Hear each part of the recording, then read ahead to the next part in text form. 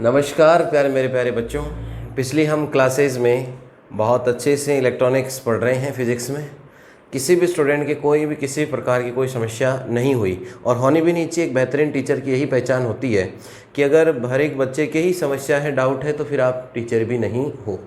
ये मैं साफ साफ कह देता हूँ, चाहे मैं हूँ चाहे और कोई होए।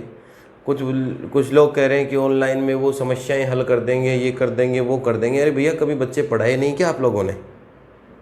कभी बच्चे पढ़ाए नहीं क्या? मैंने एक क्लास में 800 बच्चे पढ़ाए हैं, एक हज़ार बच्चे पढ़ाए। अगर उनमें ही अगर समस्या होती बच्चों के, एक हज़ार बच्चों में अगर डाउट क्लासें आने लग जाए डाउट, तो फिर तो क्लास का और कोर्स कैसे होगा? ऑफलाइन में पढ़े हुए मेरे पास जो बच्चे हैं वो बता सकते हैं भली बात है कि पूरे सेशन में अगर एक भी बिंदु या एक भी पॉइंट की अगर डाउट रह जाती है, और वो होती है पढ़ाने की कला और शैली। क्या आप किस तरीके से बच्चे की भावनाओं को समझते हो, बच्चे कितना जानते हैं, ये मैं जानता हूँ आपसे ज़्यादा। इसलिए मैं उतनी बात बताता हूँ कि हर बच्चा समझ सके। मैथ्स में भी देखा होगा, फिजिक्स में भी देखा होगा। मैं ये हर बच्चे की गहराइयों तक जानता हूँ, आपके दिल की गहराइयों तक, आपकी भावनाओं तक की, और आपके दिमाग के अंदर तक कि आपको कितना आता है। मैं कह दूँ ये तो आप जानते होंगे, ये तो आप सीखा होगा, तो फिर डाउट ही आएगी। तो एक पढ़ाने की एक शैली होती है, एक तरीका होता है, और जिसके पास शैली नहीं है, तरीका नहीं है, वो शिक्षक नहीं है। आजकल ये ऑनलाइन में बड़ा करेज चल रहा है कि डाउट क्लासेस कमेंट पढ़ के दे देंगे। अरे भैया, कमेंट पढ़ोगे क्या?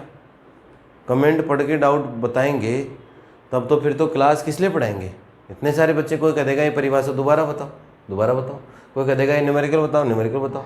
रोज़ एक क्लास पे अटके रहेंगे अपन, तो किस लिए आगे बढ़ेंगे?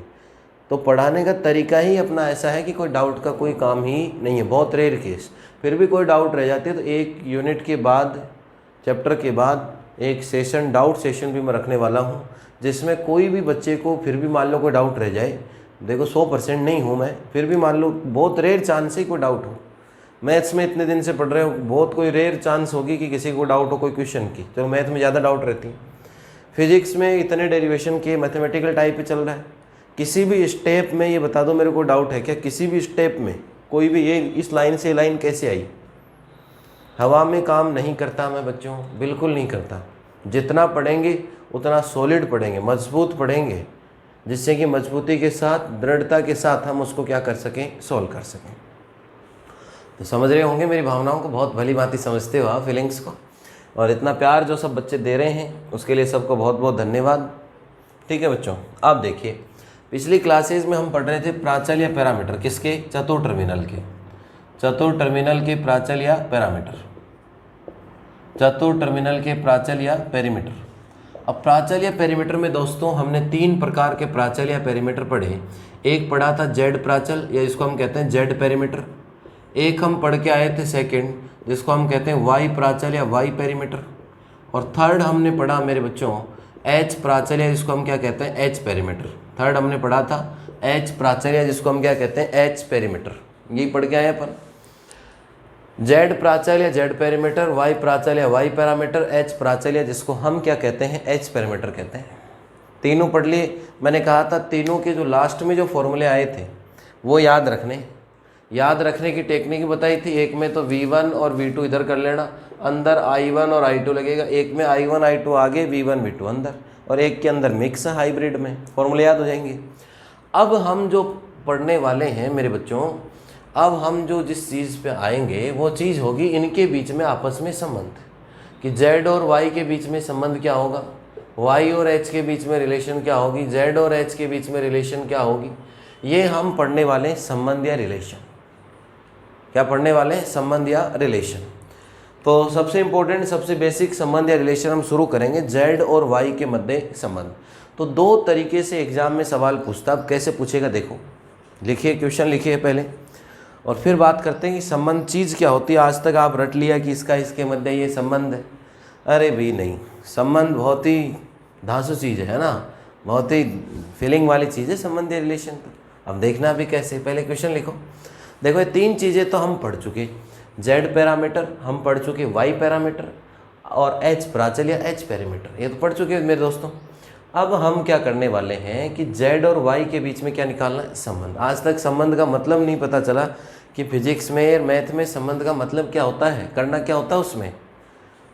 तो देखो हेडिंग लगाओ पहले, सबसे पहले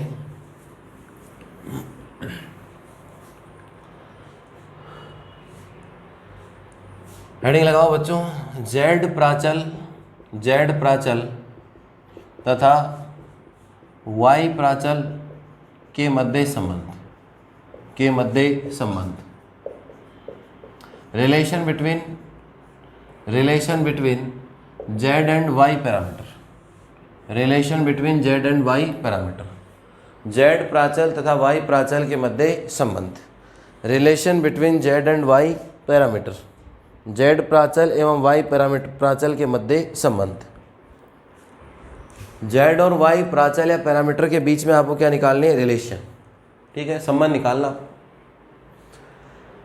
संबंध का मतलब क्या है? एक सवाल तो ये पूछता है एग्जाम में कि relation between Z parameter and Y parameter, Z प्राचल और वाई प्राचल के मध्य क्या पूछेगा? संबंध या रिलेशन पूछेगा, पहला प्रश्न।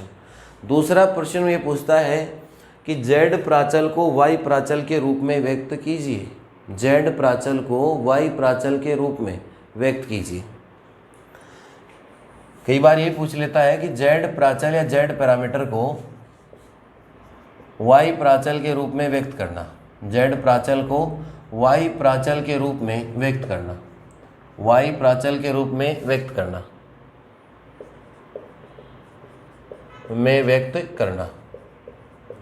Representation of Z parameter in the form of Y parameter, representation of Z parameter in the form of Y parameter, कि जेड प्राचल को हम किसके रूप में लिखने जा रहे हैं? वाई प्राचल या वाई पैरामीटर के रूप में लिखने वाले। दो तरीके से प्रश्न पूछता है। अब देखिए, जिनके बीच में संबंध पूछता है उन दोनों को जानना जरूरी है। अब आपसे भी कोई पूछे गाँव में उसके और उसके बीच में क्या संबंध है, तो आप भी बता, दोनों को जानना जरूरी, नहीं तो क्या संबंध बताओगे? अरे भाई, संबंध या रिलेशन का मतलब दोनों को जानना जरूरी है पहले तो। ठीक है, जेड प्राचल और कौन सा प्राचल? वाई प्राचल। जेड पैरामीटर और कौन सा है? Y parameter. तो संबंध या रिलेशन में सबसे पहले तो जिनके बीच में संबंध देखना है, कौन सा संबंध है? ये वाला है, ये वाला है, कौन सा संबंध है? समझ रहे हो ना? तो संबंध या रिलेशन में सबसे पहले ये जानना जरूरी है कि दोनों कौन है। ठीक है, अरे दोनों कौन है? दोनों को जानोगे अच्छी तरीके से, ये लड़का है, ये व्यक्ति है, ये उसकी माँ है, पिता है, भाई बहन है, और भी आजकल वाले रिश्ते आपके हैं, कौन सा रिश्ता है इसके बीच में? समझ रहे हो बात को? तो हमें जेड भी जानना जरूरी है और हमें कौन सा पैरामीटर जानना जरूरी है? वाई भी जानना जरूरी है।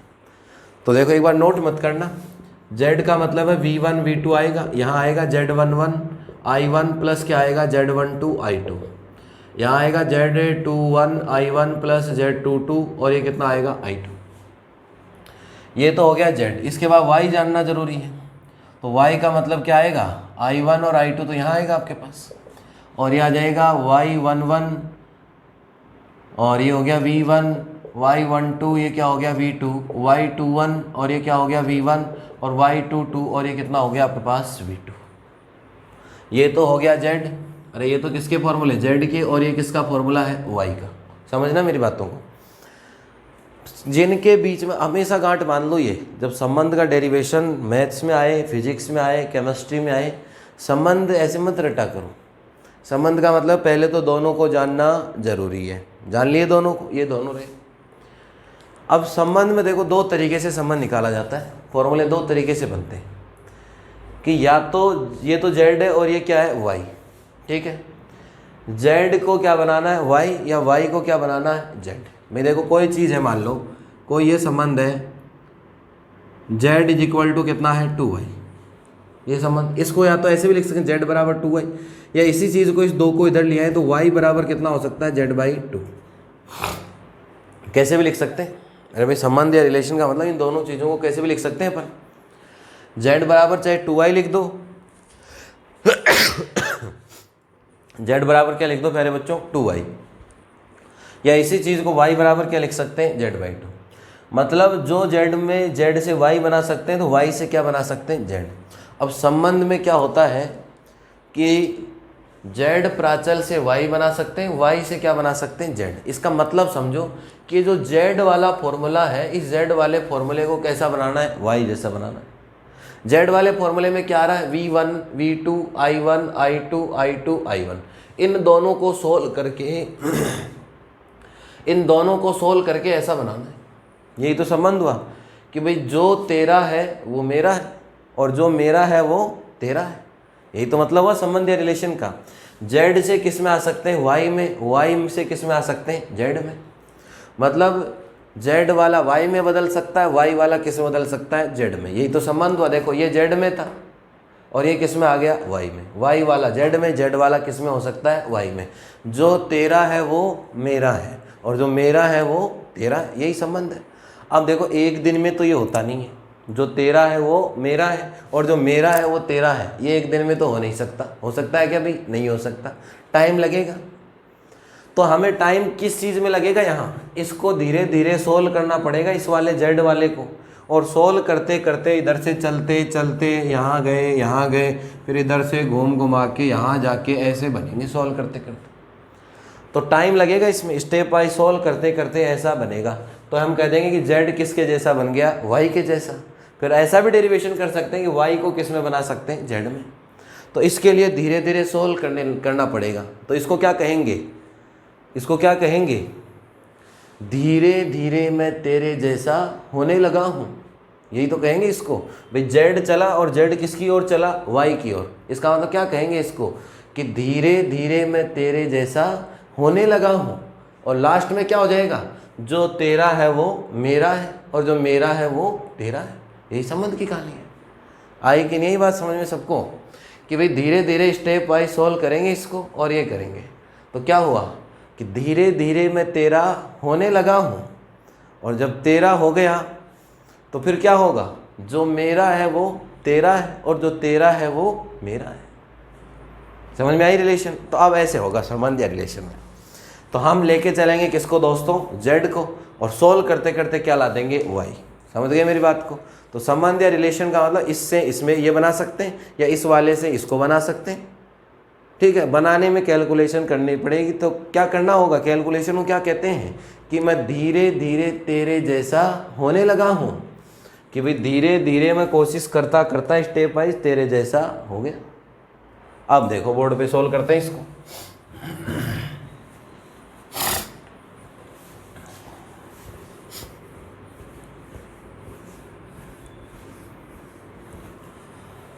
देखो बच्चों, हम क्या लेके चलेंगे, जेड प्राचल। क्या लेके चलेंगे, जेड प्राचल।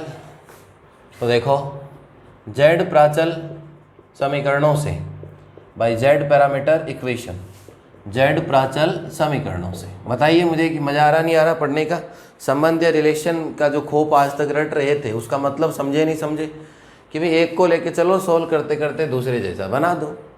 अब धीरे धीरे होगा काम, एक दिन में तो तेरा मेरा होगा नहीं।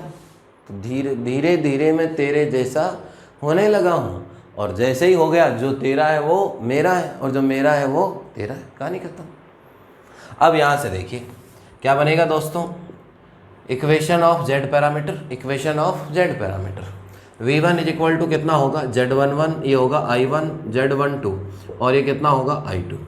V2 इज इक्वल टू दोस्तों क्या होगा, Z21 I1 प्लस Z22 और ये कितना होगा आपके पास I2। Equation number first they दीजिए, इक्वेशन नंबर क्या दे दीजिए, सेकंड। अब देखिए ये तो Z था, बनाना क्या है, Y। Y के फॉर्मूले दिमाग में घूमने चाहिए। अरे फॉर्मूले तो दिमाग में घूमने ही चाहिए। Y के फॉर्मूले में तो बोले भैया I1 और I2 के बराबर फॉर्मूले चलते हैं, चलते नहीं चलते। Y के आगे कुछ भी चले वो तो हो जाएगा सारा एडजस्ट, लेकिन इतना तो मालूम होना चाहिए कि Y के जो फॉर्मूले हैं या समीकरण या इक्वेशन है वो किस में चलती हैं, I1 और I2 में चलती, चलती ही नहीं चलती। अब I1 और I2 में Y के फॉर्मूले चलते हैं, मतलब इनको सोल्व करना है और वैल्यू किसकी निकालनी, I1 की और I2। I1 I2 आगे वाला अपने आप एडजस्ट हो जाएगा। तो कौन बन जाएगा आपके पास, Y। अब I1 I2 कैसे निकालें, I1 I2 कैसे निकालें। तो देखो मैंने एक तरीका बताया था मैट्रिक्स फॉर्म से सोल्व करने का समीकरणों को, वो तो बताया था 3 का। 2 को भी सोल्व कर सकते हैं, बिना मैट्रिक्स के भी सोल्व कर सकते हैं। 2 समीकरण है तो बिना मैट्रिक्स के भी सोल्व कर सकते हैं, कोई बड़ी बात नहीं है, और मैट्रिक्स से भी सोल्व कर सकते हैं, लेकिन मैट्रिक्स से करेंगे तो आसान रहेगा। तो देखो क्रेमर नियम कहते हैं इसको, मैट्रिक्स रूप में, मैट्रिक्स रूप में मैट्रिक्स फॉर्म। पहले तो इनकी मैट्रिक्स लिखो, मैट्रिक्स लिखूंगा तो ये हो गया V1 और ये कितना हुआ V2, ठीक है, इज इक्वल टू ये हो गया आपके पास Z11, ये हो गया Z12, ये हो गया Z21 और ये कितना हो गया Z22। और ये हो गया आपके पास I1 और ये क्या हो गया I2, I1 और ये क्या हो गया आपके पास I2। पीछे भी पढ़ के आए थे उसमें 3 3 थी और ये इधर था। इसको जेड मैट्रिक्स कहते हैं, इसको आई, और इसको ई मैट्रिक्स या वी मैट्रिक्स कहते हैं। क्या कहते हैं इसको तो हम कह देते हैं जेड मैट्रिक्स, इसको हम क्या कहते हैं आई मैट्रिक्स, और इसको हम क्या कहते हैं वी मैट्रिक्स या ई मैट्रिक्स कहते हैं। ठीक है, अब इसको सोल्व करेंगे। इसको सोल्व करने के लिए हमें मैट्रिक्स, और ये जो जेड मैट्रिक्स होती है ये आपको मालूम ही है, जेड को हम क्या कहते हैं प्रतिबाधा मैट्रिक्स। तो ये भी लिख सकते हो कि यहाँ या हियर प्रतिबाधा मैट्रिक्स या इम्पीडेंस मैट्रिक्स। तो यहाँ प्रतिबाधा मैट्रिक्स, इम्पीडेंस मैट्रिक्स, इंग्लिश में लिख लेना बच्चों impedance matrix. Impedance matrix Z हो गई, और जेड की वैल्यू कितनी हो गई Z11 Z12, और ये हो गया आपके पास Z21, और ये कितना हो गया Z22। अभी तक कुछ नहीं किया मैंने, कुछ भी नहीं किया, सिर्फ और सिर्फ किसके समीकरण लिखे हैं जेड के। वो याद है जेड में, ये याद रखा करो V1 V2 आश्रित होते हैं तो वो यहाँ आएंगे, I1 I2 स्वतंत्र आगे, बाकी तो Z11 Z12 लगाना है। इसी को मैंने किस रूप में लिख दिया मैट्रिक्स, इसको ई मैट्रिक्स वी कह दो, इसको जेड कहते हैं, इसको आई, और जेड को अलग से लिख दिया, इसको क्या कहते हैं प्रतिबाधा मैट्रिक्स। अब भैया क्या करना है, दिमाग में पूरी सोच के रखा करो कि जेड को किसके जैसा बनाना है, वाई के जैसा। वाई के जैसा बनाने के लिए क्या चाहिएगा I1 और I2, I1 और क्या चाहिएगा I2। पीछे मैं आपको फॉर्मूले सिखा के आया था, del1 अपॉन del z, और ये था del2 अपॉन del z। एक विश्लेषण किया था, इसको हम कहते हैं लूप विश्लेषण। क्या कहते हैं लूप विश्लेषण। लूप विश्लेषण में मैं आपको फॉर्मूला बताया था करंट या धारा का, del1 upon del z, del2 upon del z। del1 कैसे आता है, जेड मैट्रिक्स में पहले कॉलम को हटाते हैं और इसकी जगह वी मैट्रिक्स लगा देते हैं तो del1 आ जाता है। जेड मैट्रिक्स के दूसरे कॉलम या स्तंभ को हटा देते हैं, उसकी जगह वी मैट्रिक्स लगा देते हैं, del2 आ जाता है। ये del2 है भैया ना, और नीचे भाग किसका दे देंगे del z। del का मतलब सारणिक, डिटर्मिनेंट ऑफ जेड, तो इसका सारणिक ले लेंगे।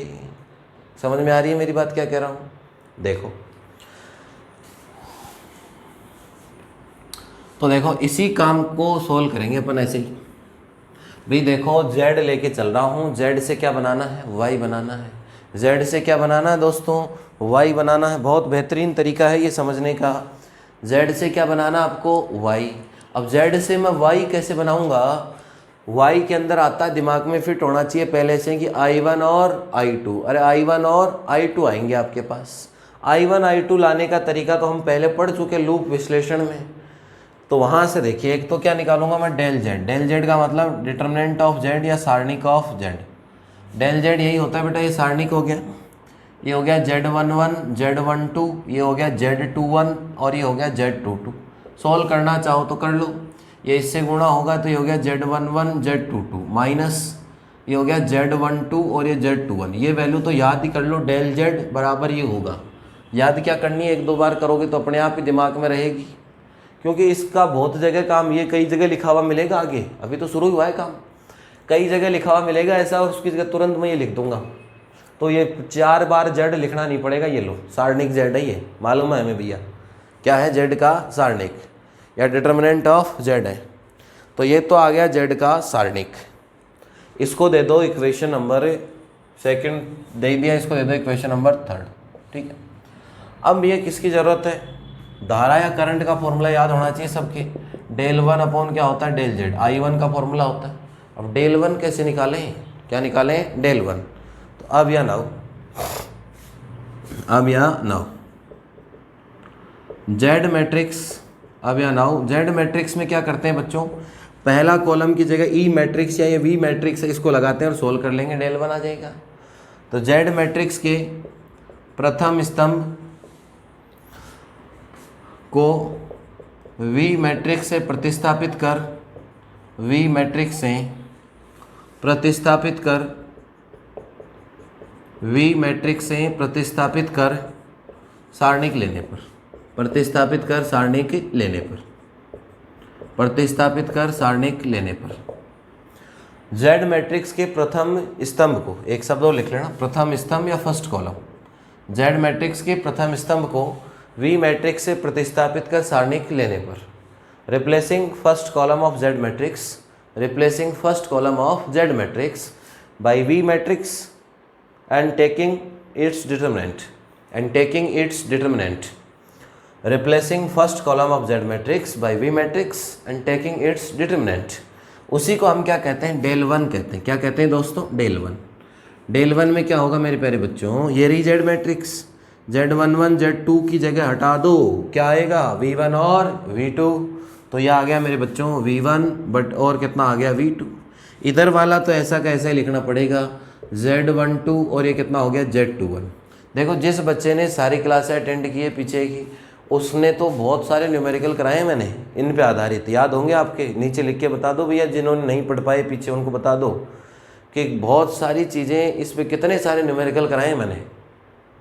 तो ये सारणिक कैसे लेना, कैसे सोल्व करना, सब चीज़ें क्लियर हैं।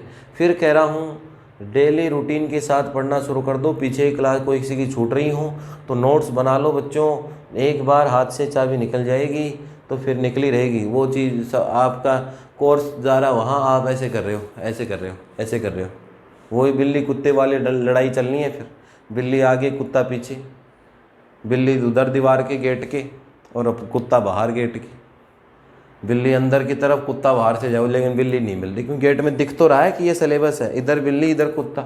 अब कोई पकड़ पाएंगे नहीं और बाकी रहेगी नहीं, समझ रहे हो ना, बिल्ली कुत्ते वाली। बीच में ये गेट है जालीदार, वो होगी फिर अपने साथ सिलेबस में। अगर साथ साथ नहीं चले तो उधर सिलेबस अपन इधर ऐसे कर रहे हैं पकड़ने की, पकड़ नहीं पाएंगे, बीच में दीवार बन जाएगी। फिर भाई पीछे रह गया तो रह ही गया, इसलिए पढ़ो इनको, है ना। अब देखो ये हो गया V1 और इंटू कितना हो गया Z21। इधर से देखें तो माइनस का V2 और ये हो गया Z12। इक्वेशन नंबर दे दो 4। ठीक है, इसी प्रकार या सिमिलरली, इसी प्रकार या सिमिलरली, इसी प्रकार या सिमिलरली पूरे राजस्थान में अपन से आगे कोई भी नहीं है कोर्स में। जब चाहे कोर्स कर सकते हैं, सबसे एडवांस कोर्स में है अपन। मैथ हो चाहे कोई सा ही सब्जेक्ट देख लो, एडवांस है सबसे। ठीक है, अब यहाँ से देखो बच्चों, सिमिलरली है इसी प्रकार, del2 इज इक्वल टू, यहाँ से देखो इस बार क्या करना है बच्चों, दूसरा ये हटाना है इसका, Z11 Z21। ये हो गया आपके पास Z11 और ये कितना हो गया Z21। ये यहाँ से आ गया आपके पास V1 और ये कितना हो गया आपके पास V2। करो गुणा, ये तो हो गया V2 बच्चों, V2 और ये हो गया Z11 माइनस V1 और ये हो गया Z21। Equation number 5। भाई हमें Z से क्या बनाना, Y। Z लेके चले थे, Y वाले शुरू किससे होते हैं, I1 और I2 से। I1 और I2 निकालने के लिए फॉर्मूले होते हैं del1 upon del Z, del2 upon del Z। पीछे बता चुका मैं लूप विश्लेषण में, और भी मैंने सारी चीज़ें यहाँ डिस्कस कर ली क्या करते हैं इनमें। अब बच्चों इतना नोट कर लो एक बार, उसके बाद अब आपका जैसे del1 में del Z का भाग दूंगा, I1 आ जाएगा Y वाला, ये I1 फिर आगे अपने आप एडजस्ट हो जाएगा। बहुत मज़ेदार चीज़ें हैं ये, समझ के करोगे तो बहुत आनंददायक है इलेक्ट्रॉनिक्स। और समझ जो आपको इलेक्ट्रॉनिक्स से डरा रहे हैं ना कि बहुत बड़ा सिलेबस है, कैसे होगा इलेक्ट्रॉनिक्स से, बहुत टफ किताब है, तो टफ उनके लिए है भैया जिनको खुद को समझ में नहीं आती, मैथ्स की कैलकुलेशन होती है। और फिजिक्स के मास्टर को मैथ्स नहीं आ सकती, जो केवल ही फिजिक्स पढ़ाता हो उसको मैथ्स गायब हो जाती है। आप देख लो 4 महीने 6 महीने मैथ छोड़ के देख लो एक बार, कोई भी चीज़ काम छोड़ के देख लो, सही हो पाएगा क्या। आप एक कॉपी में नोट्स बनाना शुरू करो 2 महीने 3 महीने बाद तो अपना हाथ ही सीधा नहीं चलता। तो ये तो ज्ञान है भैया। तो इसलिए जिसकी मैथ्स सॉलिड है, मैथ्स में मैं हूँ ही, बोलो देखो कितना सौभाग्य मिल रहा है आपको। फिजिक्स की क्लास में मैथ वाला मास्टर भी साथ आपकी, और मैथ की क्लास में फिजिक्स वाला साथ रहता है। ये सौभाग्य आप ही को प्राप्त हो रहा है। ऐसा कहीं नहीं है कि नहीं फिजिक्स की क्लास में मैथमेटिकल कैलकुलेशन आती है, मास्टर घबरा जाता है। मास्टर ही घबरा गया तो बच्चे क्या करेंगे बेचारे। और कहीं मैथ में कोई फिजिक्स की वेलोसिटी वेग वगैरह आ जाए तो मैथ का मास्टर घबरा जाता है, तो बच्चे क्या करेंगे फिर, बच्चे तो घबराने हैं ही। लेकिन ये कॉम्बो या ऑलराउंडर की फैसिलिटी या सुविधा आप ही के पास है कि क्लास चल रही है फिजिक्स की, मैथ का पूरा ज्ञान यहाँ दे दिया। मैथ वाली क्लास में फिजिक्स की भी आएगी बुक फाइनल ईयर में, सब में एक फिजिक्स से रिलेटेड पेपर भी आते हैं डायनेमिक्स वगैरह के, तो वहाँ भी मैं मौजूद हूँ। तो हर परिस्थिति में किसी प्रकार की कोई समस्या नहीं है। बिल्कुल आनंद के साथ पढ़ते रहिएगा। और देखो बच्चों, यहाँ तक लिख लो 5 नंबर तक, इधर से यहाँ तक मेरे को बताओ किसी को डाउट समस्या नहीं होनी चाहिए।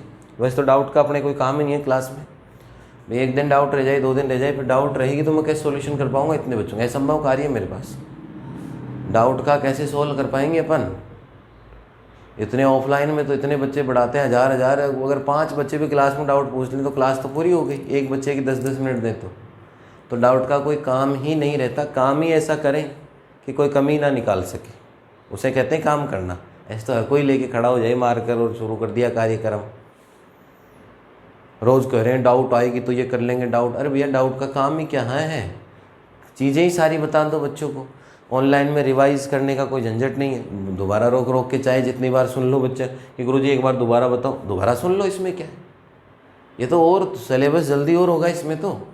वहाँ तो हम जानबूझ के खुद ही मैं 2-3 बार समझाता था एक चीज़ को, लेकिन यहाँ एक बार भी समझा दे, मान लो किसी को कोई बच्चा नहीं पकड़ पाए, कोई लेट आया हो, लेट ज्वाइन किया हो, कोई कैसा भी केस हो सकता है, तो वो दोबारा पढ़ ले उस चीज़ को। वीडियो तो अवेलेबल है ही आपके पास। तो यही तो बेनिफिट है। ऑनलाइन की बुराई मत करो बच्चों, ऑनलाइन को एक सुविधा समझो कि ऑफलाइन के साथ साथ ऑनलाइन एक तोहफा मिला है, उपहार मिला अपन को जीवन में, कि एक एक चीज़ को बार बार सुन सकते हैं, चला सकते हैं। ये सुविधा थी क्या? ऑफलाइन में नहीं थी। ऑनलाइन अपने आप में गॉड गिफ्टेड चीज़ है। कहाँ आप बैठे हो, कहाँ मैं हूँ, मैं आपके ऐसे लग रहा हूँ कि बिल्कुल पहले तो ज़रूर दूर रहता था क्लास में, अब तो आपके हाथ में हो, मुट्ठी में, दुनिया मुट्ठी में कर लो। वो मुट्ठी में कर रखा आपने पूरी दुनिया को। पूरी दुनिया आपके इस मोबाइल फ़ोन में है, पूरी दुनिया मुट्ठी में आ रखी है। और वास्तव में वो चीज़ अब साबित हुई है बच्चों के हिसाब से तो, कि कर लो दुनिया मुट्ठी में आई कि नहीं आई? दुनिया आ गई। तो इसलिए ये ऑनलाइन ये कोई कमी नहीं है जीवन की। ऑनलाइन अपने जीवन में एक गॉड गिफ्ट है, उपहार में दिया हुआ एक तोहफा है, जिसको स्वीकार करें अच्छे से और भरपूर प्रयोग में लें।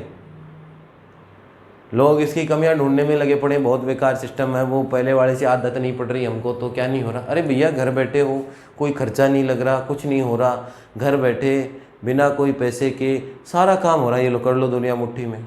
चाहे जो कोर्स पढ़ लो, देश का पढ़ लो, विदेश का पढ़ लो, पढ़ने की हिम्मत आपकी चाहिए। अब पढ़ के घोड़ के मैं पिला दूँ, ये तो पॉसिबल हो नहीं सकता, ये है ना। तो इसलिए बहुत अच्छी चीज़ है ये, गॉड गिफ्टेड चीज़ है ये। अब यहाँ से देखिए बच्चों, हम बात करते हैं करंट या धारा की। I1 की ज़रूरत पड़ेगी और किसकी ज़रूरत पड़ेगी? I2 की। किसके अंदर? Y प्राचल या Y पैरामीटर में, क्योंकि Y प्राचल या Y पैरामीटर के फॉर्मूले I1 और I2 से शुरू होते हैं। तो यहाँ से देखिए I1 is equal to del 1 upon कितना होगा? Del Z। डेल 1 देखो मेरे प्यारे बच्चों 4 नंबर से, ये हो गया Z21 और ये हो गया आपके पास V1 माइनस Z12, ऐसे लिखता हूँ V2, और नीचे डेल Z। देखो डेल Z एक बार बता दिया ये डेल Z होता, अब ये बार बार इतनी बड़ी रामायण लिखने की जरूरत नहीं, भाग डायरेक्ट डेल Z ही रख लो, पूरा लिखने की आवश्यकता नहीं है। जब कहीं ज़रूरत पड़ेगी वहाँ लिख लेंगे। अब देखो इसको थोड़ा सा व्यवस्थित करते हैं। I1 इज इक्वल टू, ये हो गया Z21 अपॉन डेल Z, और ये हो गया V1, और ये हो गया आपके पास plus minus Z12 upon del Z, ऐसे लिख सकता हूँ इसको, और ये क्या हो गया? V2। भाग लगा दिया, इसको व्यवस्थित कर दिया। इसको दे दो इक्वेशन नंबर 6। अब आप एक बार एक चीज़ सोचो, इसमें y का पहला फॉर्मूला क्या होता था?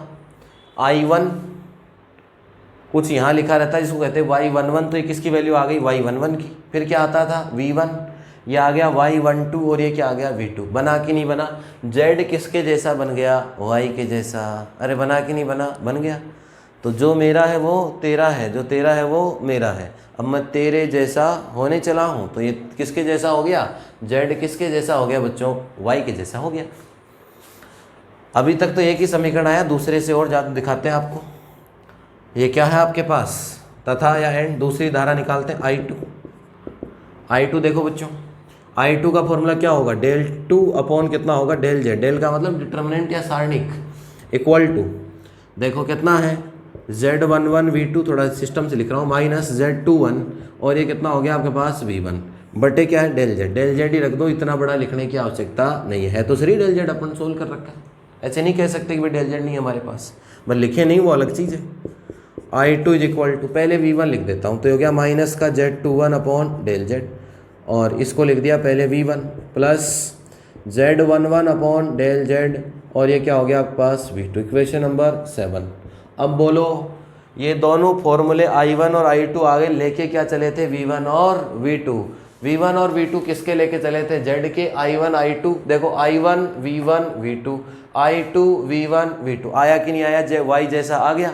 तो ये जो वैल्यू है ये क्या कहलाती हैं, Y11 की तो ये वैल्यू है, Y12 की ये वैल्यू है, Y21 की ये वैल्यू है और Y22 की ये वैल्यू है, बस।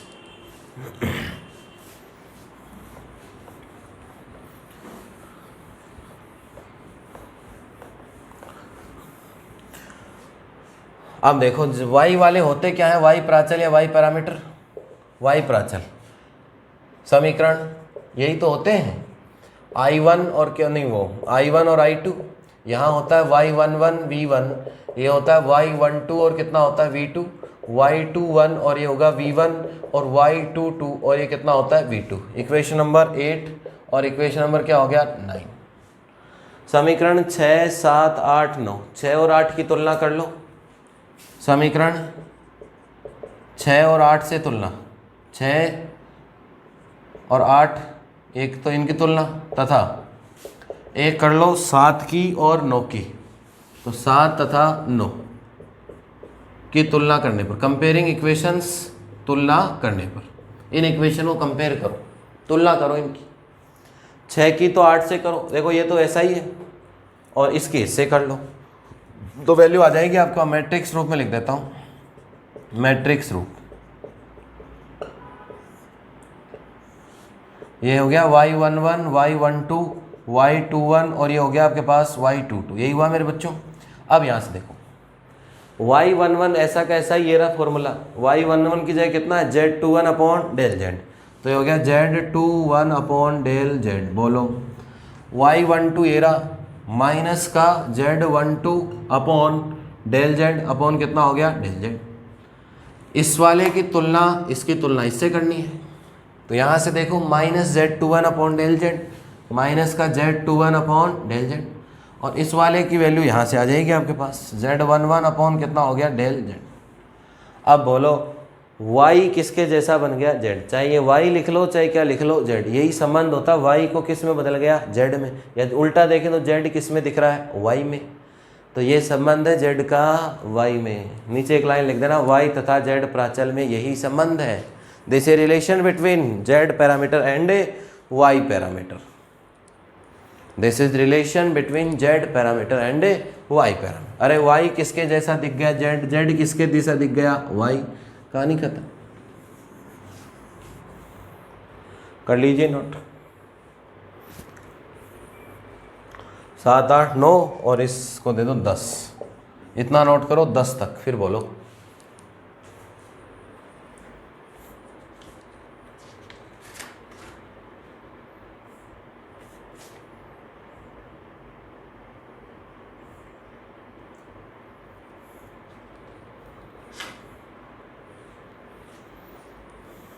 अभी तो हम लेके चले z को किसके जैसा बना दिया, y के जैसा।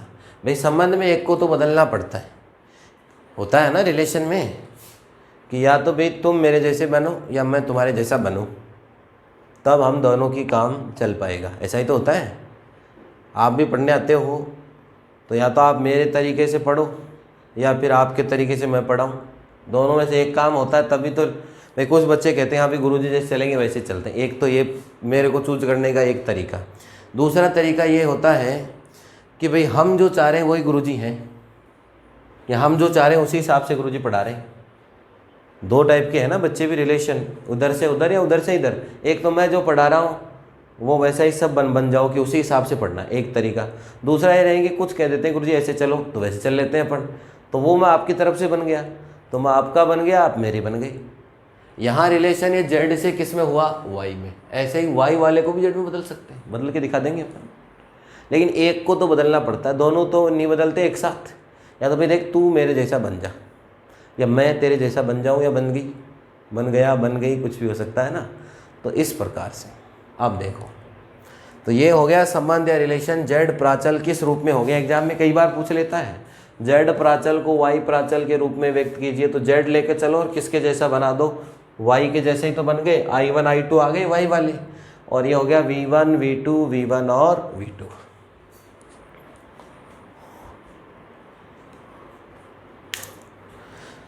तो मेरे प्यारे बच्चों, अच्छे से पढ़िएगा, अच्छे से स्वस्थ रहिए, सुख शांति से रहिए, भगवान आपको बहुत खुश रखिएगा, और बहुत एक शेड्यूल वाइज पढ़िएगा। मैं रोज़ कहता हूँ मोटिवेशन की 2 बातें, कि अगर कुछ भी करना है तो छोटे छोटे टुकड़ों में कीजिए।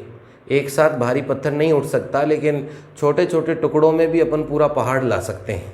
आप देखते होंगे बड़े बड़े पहाड़ कट के चले गए, पहाड़ नहीं है, टूटे हुए दिखते हैं, आधा पहाड़ चला गया। अब जो पहाड़ गया है, पर्वत देखे होंगे आपने, पत्थर आते हैं तो एक एक, ऐसा नहीं कि एक ट्रक के अंदर एक ट्रक का एक ही पत्थर आता, अब वो एक एक इतने इतने टुकड़े से टुकड़े टुकड़े करते करते पूरा पहाड़ चले जाते हैं। तो ये तो छोटे से काम है, नौकरी लगना, एकेडमिक सेशन, ग्रेजुएशन करना, है तो बहुत छोटे काम है। इसलिए कोई भी काम करते हो मेहनत से कीजिएगा, ईमानदारी से कीजिएगा, और उसको छोटे छोटे स्टेप में बांट के करिएगा, जिससे कि तुरंत आप सफल हो सकें और जीवन सफल में हो सके। मिलते हैं प्यारे बच्चों अगले क्लास में इसी सेशन के साथ, इंतज़ार कीजिए, और धन्यवाद सबको।